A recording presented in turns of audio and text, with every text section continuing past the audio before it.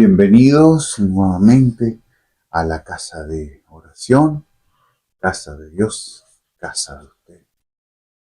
Que el Señor bendiga a cada uno de los que estamos presentes y a aquellos que nos siguen en las redes.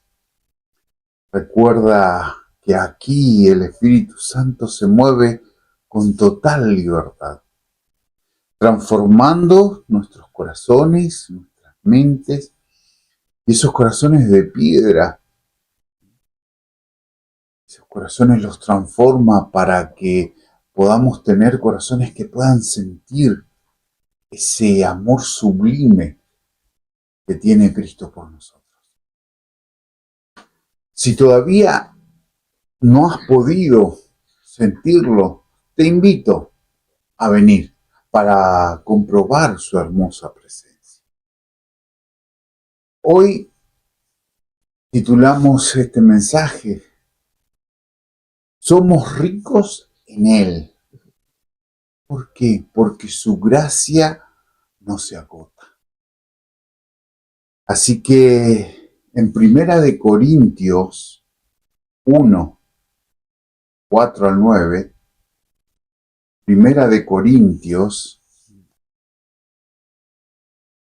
en Primera de Corintios 1, 4 al 9, el Señor nos da esta base para Gracias que conozcamos. doy a mi Dios por vosotros, por la gracia de Dios que os fue dada en Cristo Jesús, porque en todas las cosas fuisteis enriquecidos en Él, en toda palabra y en toda ciencia, así como el testimonio acerca de Cristo ha sido confirmado en vosotros, de tal manera que nada os falte en ningún don, esperando la manifestación de nuestro Señor Jesucristo, el cual también os confirmará hasta el fin, para que seáis irreprensibles en el día de nuestro Señor Jesucristo. Amén. Amén. El 9, amén. Fiel es Dios, por el cual fuisteis llamados a la comunión con su Hijo Jesucristo, nuestro Señor. Amén. Amén. Gloria a Dios. ¿Alguna vez has visto a alguien caminar por la calle con un traje de seda de $3,000, pero con las manos manchadas de grasa y la mirada perdida en la ansiedad? Esa era la iglesia de Corintio, a la cual en esta parte, en esta porción de la palabra, Pablo saludaba a esa iglesia. Era una iglesia rica en dones, pero pobre en carácter, brillante en palabras, pero opaca en santidad. Hoy arrancamos con una explosión de realidad. La gracia de Dios, digamos, no es un premio para los que llegaron a la meta. La gracia de Dios es el combustible para los que ni siquiera pueden levantarse de la línea largada. Pablo le escribe a una iglesia dividida, inmadura y con serios problemas morales. Pero asombrosamente no empieza con un regaño, sino con una acción de gracias. ¿Por qué? Porque la seguridad de un cristiano no depende de lo que él hace por Dios, sino lo que ya Dios le dio y ya lo garantizó en Cristo. Hoy vamos a descubrir por qué tu pasado no puede detener el futuro que la fidelidad de Dios ya diseñó. O sea, no importa lo que vos hiciste, ni siquiera lo que vos hiciste por Dios. Lo que importa es lo que ya Dios te dio, lo que Dios ya, digamos, garantizó de tu vida en Cristo. ¿Mm? Así es, amados. Y comenzamos por el fundamento que nos aclara en su palabra. Una gracia que antecede al esfuerzo. ¿Se entiende? O sea, ya el Señor, por gracia, nos dio antes de que nosotros siquiera nos esforcemos. Lo dice en el versículo 4. Siempre doy gracias a mi Dios por ustedes y por la gracia que Él les ha dado en Cristo Jesús. Pablo, en esta carta, comienza con gratitud. Es extraño, ¿verdad? Porque si leemos el resto de la carta, pensaríamos que Pablo no tiene nada que agradecer a los corintios por lo que ellos eran, por lo que ellos la forma que ellos actuaban. Pero Pablo, entendamos, no mira el comportamiento de ellos, mira la posición de ellos y lo que el Señor les dio en su infinita misericordia. O sea que esto nos dice que lo que importa realmente es lo que Dios nos dio y cómo Él nos ve. Por eso es importante ser cautos a la hora de observar la manifestación de su gloria en los hermanos. Hagamos claramente como Pablo. En nuestros hermanos veamos lo grande del regalo que esa persona recibió de parte de Dios y Padre. Y juntos demos gracias por ese regalo. Porque su salvación ha pagado un precio. Y ese precio, ¿qué significa? En Efesios 2, el 8 y 9, nos puede aclarar un poquito. ¿Por qué? Por gracia soy salvo, por medio de la fe, y esto no de vosotros, pues es don de Dios, no por obra, para que nadie se gloríe. Amén. Amén. O sea, es un regalo no merecido. La gracia de Dios, que en el griego significa charis, o se pronuncia charis, implica un favor que produce gozo. Y Pablo nos enseña que el fundamento de nuestra vida cristiana no es nuestra disciplina espiritual, sino el regalo que Dios ya nos dio en Cristo. Eso es lo que vale. Si estás aquí hoy, no es porque seas bueno, todo lo contrario. Es porque Dios ha sido demasiado misericordioso con cada uno de nosotros. Así que levanta tus ojos y da gracias. Gracias por ese regalo. Y por todo ese amor que tú quizás hoy no comprendas la magnitud. Porque es difícil. Pero a eso vamos. Cuando empezamos a estudiar la palabra. Que cuando más conocemos su palabra, más comprenderemos su voluntad.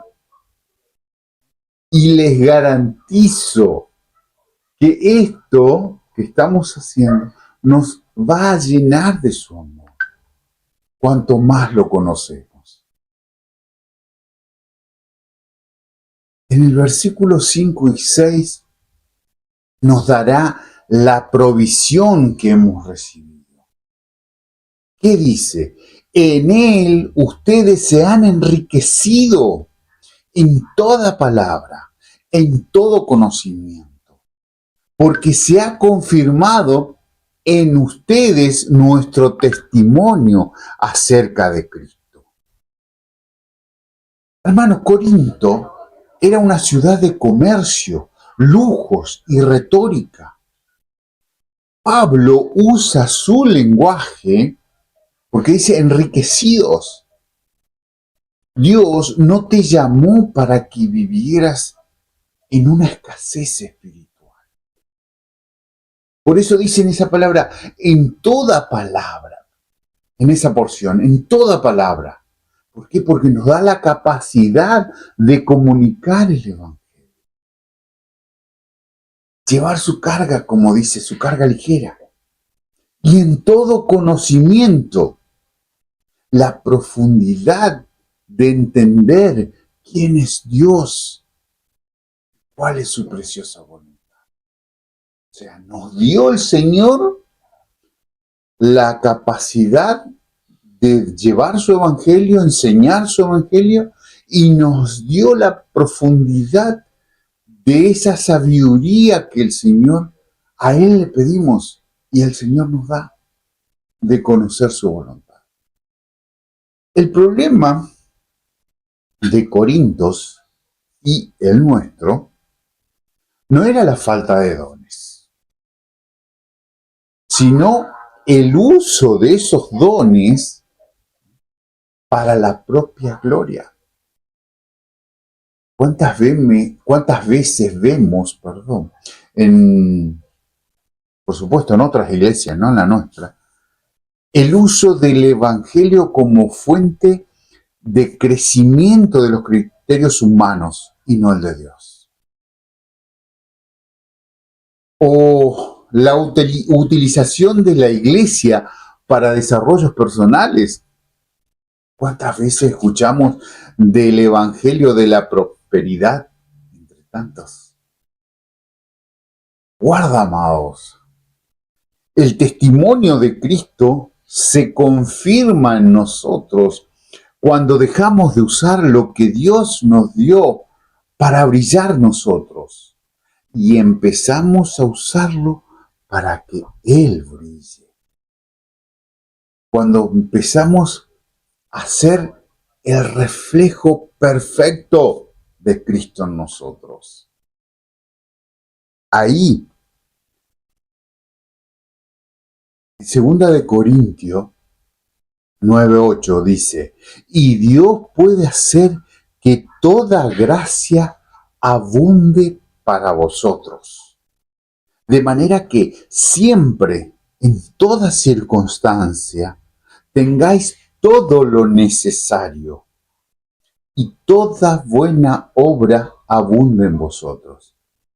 Pero hermanos, aquí nosotros tenemos lo que el Señor nos da, porque dice, para que toda gracia abunde para vosotros, de manera que siempre, en toda circunstancia, no dice en el momento o en determinado momento o de determinada forma, no, dice en todas circunstancias, tengáis lo necesario. O sea, muchas veces nosotros decimos, Señor, dame esto o necesito esto. El Señor nos está diciendo, para que tengáis todo lo necesario. Él conoce perfectamente.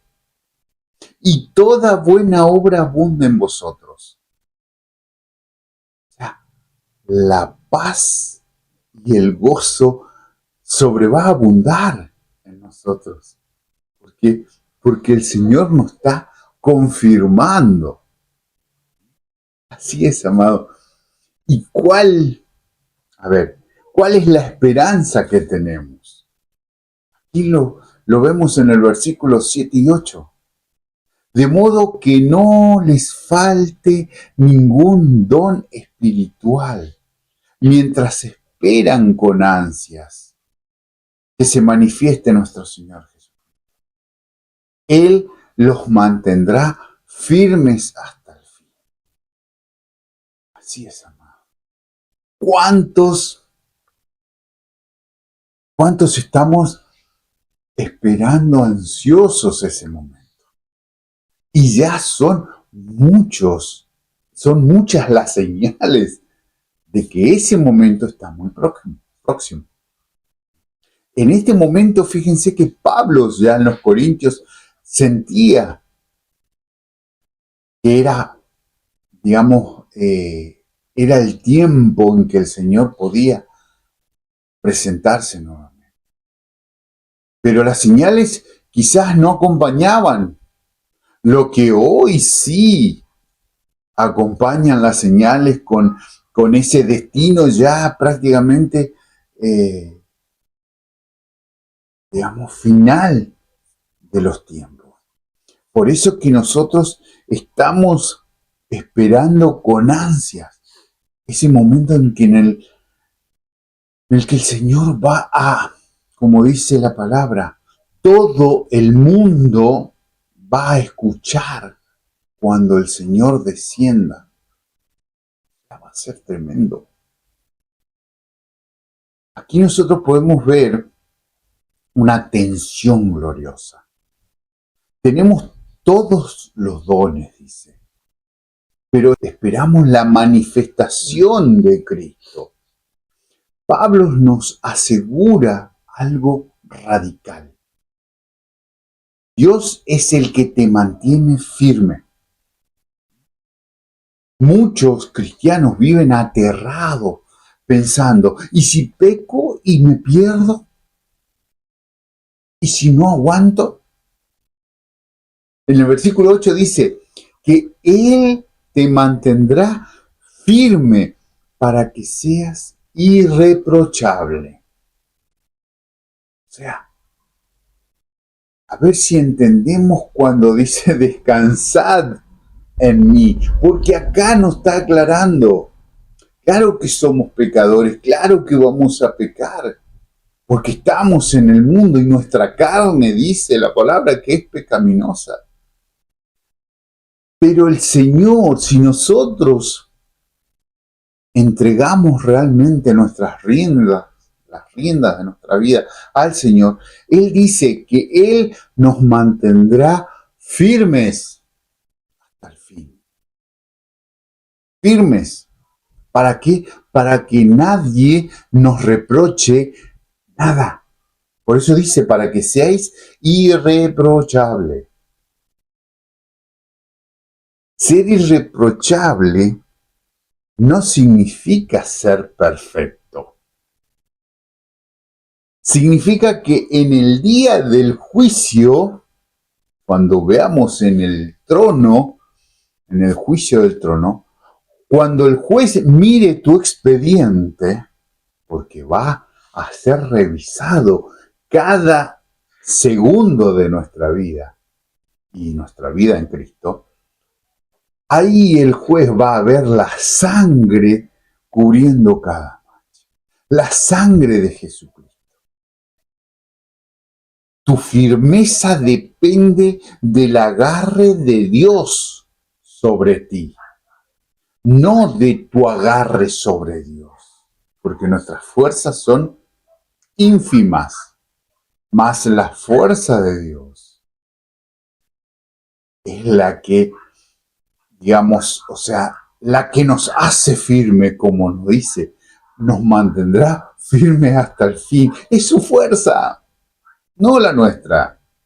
Así que no necesitamos medir nuestra fuerza para ver si vamos a ser salvos. ¿Por qué? Porque ahí podríamos cometer el error por la cual dice el Señor para que nadie se gloríe. ¿Por qué? Porque si nosotros por nuestra fuerza vamos a ser salvos, vamos a decir, algunos que tienen más fuerza van a decir, yo soy superior, porque fíjense la fuerza que tengo. Mas aquí no importa. Aquí es la fuerza de Dios.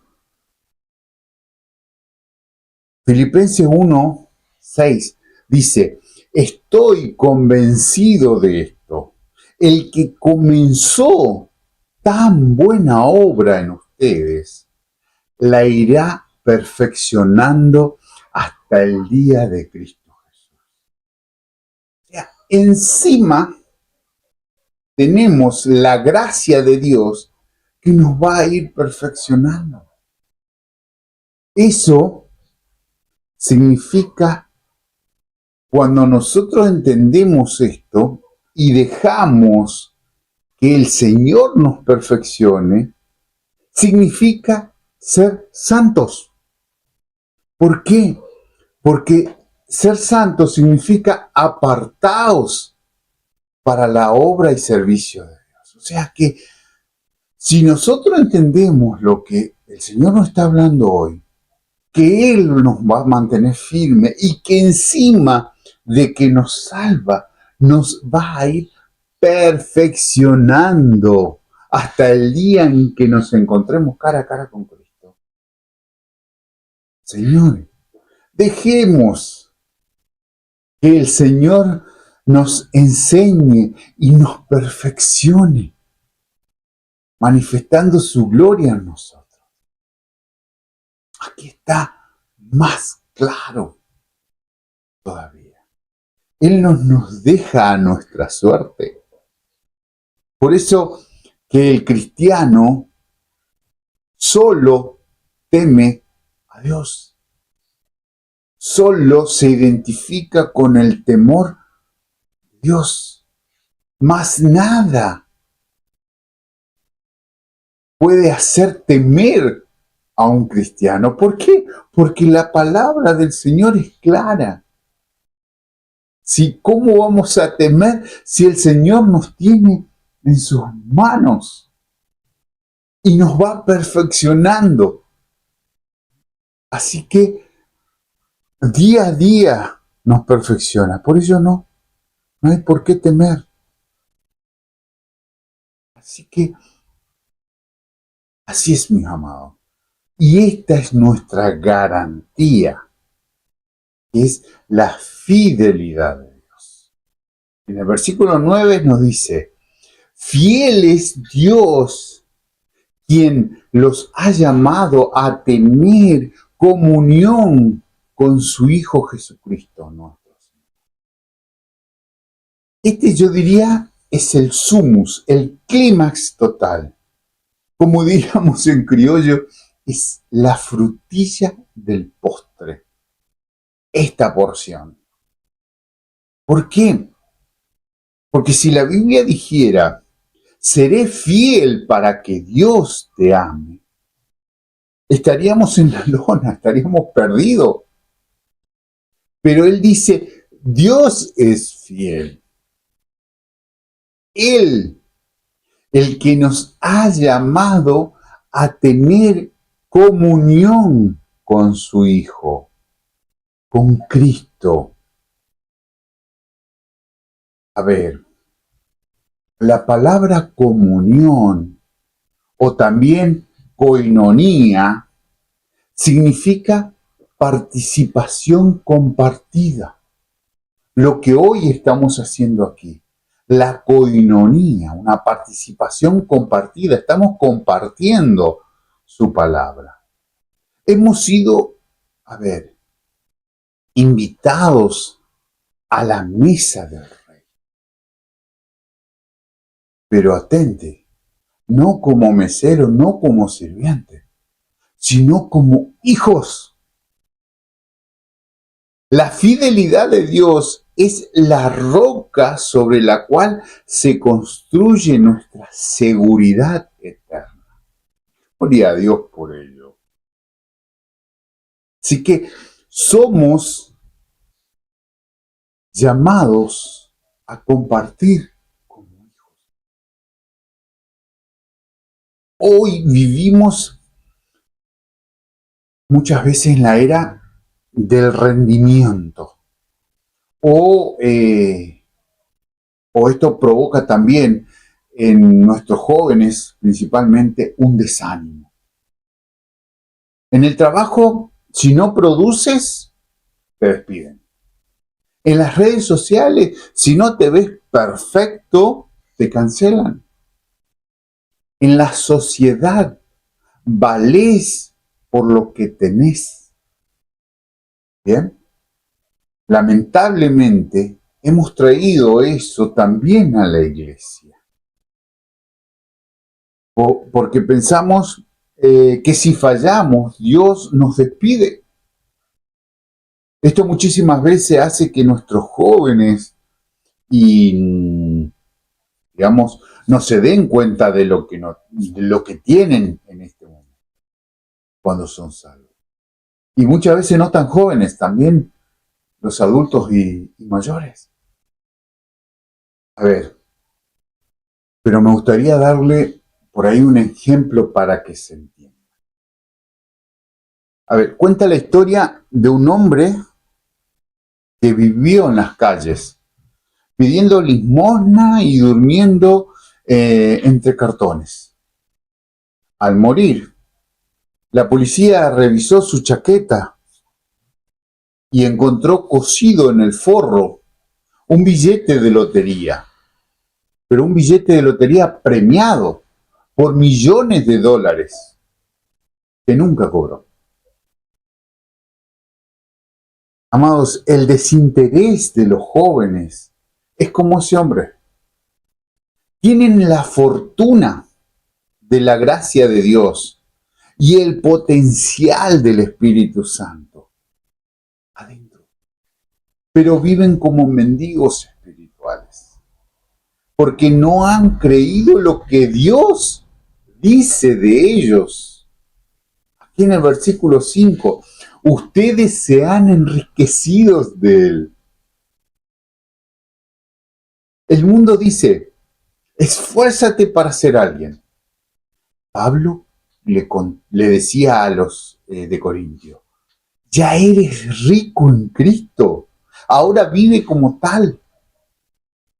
El mundo te dice, tu ansiedad por el futuro es justificada. Y Pablo le dice, Dios te mantendrá firme hasta el fin. Y eso nos dice a nosotros. Si pensamos que, no, claro, pero si por el futuro, claro, soy ansioso y está bien que esté ansioso. No, Dios me va a mantener firme. El mundo te dice, nadie es infiel. ¿Cuántas veces escuchamos eso? Pero sí, todo el mundo es así. Es malo y sí, todo el mundo es malo. ¿Para qué vas a ser fiel? ¿Y qué dijo Pablo a los corintios y nos dice hoy a nosotros? Dios es fiel, aunque nosotros seamos infieles.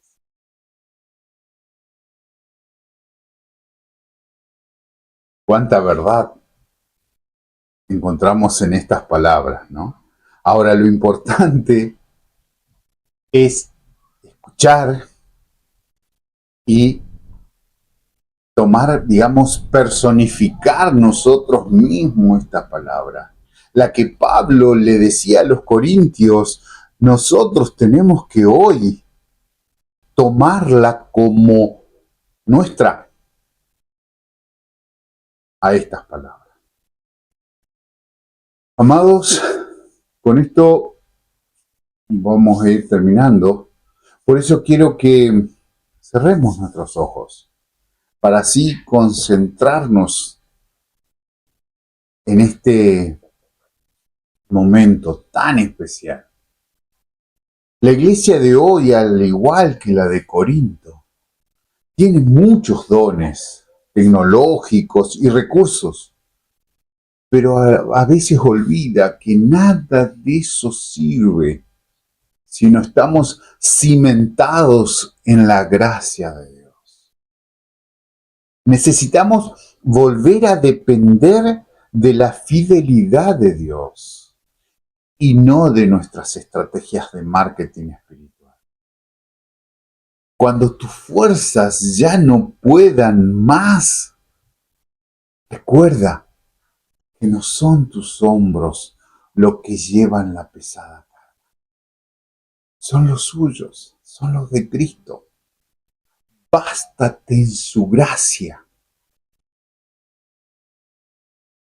La clave es que la gracia no suele quitar el problema mágicamente, no, sino que te da una fortaleza interior que no es tuya. Es esa paz extraña en medio de la tormenta. O esa fuerza para levantarte un lunes más a pesar del agotamiento. Es saber que su poder brilla más cuando nuestras capacidades son pequeñas. En resumen, amado mío, bastar con su gracia es soltar la obsesión que tenemos por el control y aceptar que aunque hoy no seas perfecto o tus circunstancias no sean las ideales, el amor de Dios es suficiente para darte sentido, paz y dirección. Gloria a ello. Amado Dios y Padre Celestial, nos acercamos ante tu trono de gracia, no por mérito propio, sino con las manos vacías y el corazón necesitado. Reconocemos que al igual que los corintios, a menudo nos jactamos de tus dones, olvidándonos de ti. Eres el dador de todo ello. Señor, clamamos por tu gracia infinita, esa gracia que nos rescató cuando estábamos muertos en nuestros pecados y que hoy nos sostiene en medio de nuestras debilidades. Ten misericordia de nosotros, Señor. Perdona nuestro orgullo, nuestra autosuficiencia y nuestra falta de amor. Te pedimos que tu fidelidad sea nuestro escudo contra la culpa y el temor. Mantenernos firmes, Padre, hasta el día en que veamos a Jesús cara a cara. Que tu Espíritu Santo nos sature para que nuestras vidas no sean un eco de nuestras ambiciones, sino un reflejo de tu gloria, Señor. Amados, que el Dios y Padre Celestial los bendiga a cada uno de los que estamos presentes y también a aquellos que nos siguen en las redes. En el nombre precioso de Jesús. Gloria a Dios.